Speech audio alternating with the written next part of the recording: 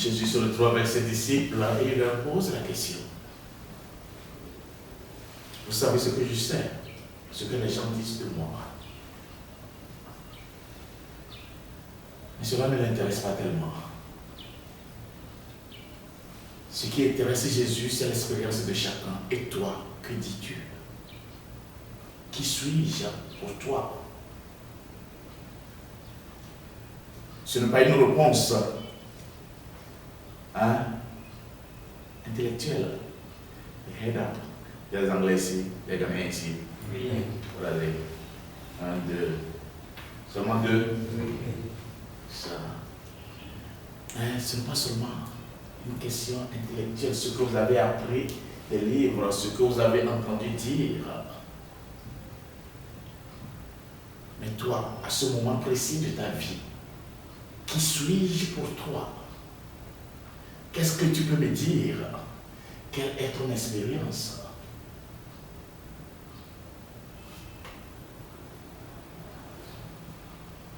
Pierre donne sa réponse. Il est fort, n'est-ce pas? Parfait. Que dites-vous? C'est ça, non? Pierre a donné la bonne réponse. Il a passé l'examen. Il est le meilleur. Il a tout compris. Vous êtes d'accord avec moi, n'est-ce pas? Hein? Et qu'est-ce qui se passe après? Comment? Ah, il a réussi et après il a joué encore. Donc il a passé l'oral, ça. Hein? Jésus lui annonce qu'il faut que le Fils de l'homme aille où?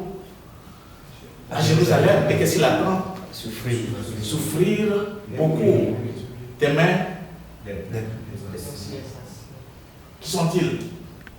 Vous et moi.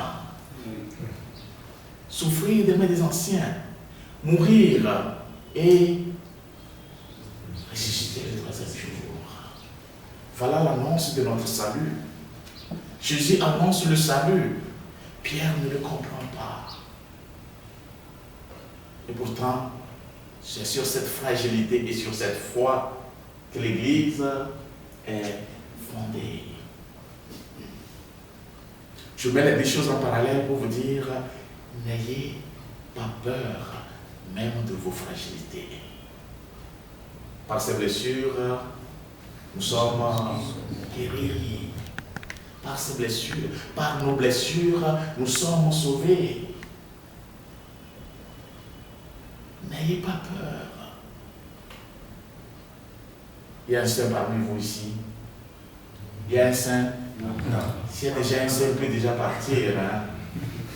Parce que nous sommes une communauté de pécheurs. Nous ne sommes pas des communautés de saints. Mais des pécheurs qui sont en train de faire le cheminement, qui croient que la sainteté est encore possible. Le missionnaire, c'est cela.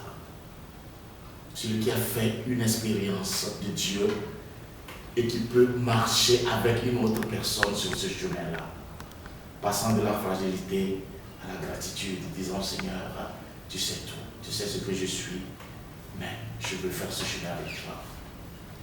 Voilà l'alliance dans la première lecture. Et dans cette première lecture, on nous dit que l'alliance sera faite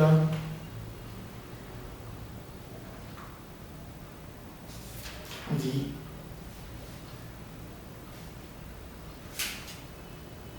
ils n'auront plus besoin d'instruire chacun son compagnon, ni chacun son frère en disant apprends à connaître le Seigneur, car tous me connaîtront, des plus petits jusqu'aux plus grands, déclare le Seigneur. Je pardonnerai leurs fautes, je ne me rappellerai plus de leurs péchés. Voilà le Dieu de miséricorde que nous suivons. Le Dieu de miséricorde que nous suivons, voilà l'alliance qu'il conclut avec nous, parce qu'aucun de nous n'est capable d'être fidèle à l'alliance avec le Seigneur. En dehors de ça, votre cheminement n'a pas de sens. Si vous voulez lire votre vocation, et vous ne levez pas les yeux pour fixer le Christ, votre vocation n'aura pas de sens. Nous ne regardons pas le monde pour répondre à la vocation. Nous regardons le Christ crucifié Et comme disait Comboni, les œuvres de Dieu doivent naître et grandir, croître au pied de la croix. Que votre vocation, qui j'espère est déjà née, puisse vraiment croître au pied de la croix. En toute difficulté, levez les yeux, fixez cette croix-là. Dites au Seigneur, peut-être je ne comprends rien, mais donne-moi la force de marcher. Que ce soit dans la joie, dans la peine, fixez la croix du Christ. C'est là le mystère de notre salut, c'est là le mystère de notre vocation. Que Saint-Daniel Combo, notre Père, puisse vraiment intercéder pour chacun d'entre vous.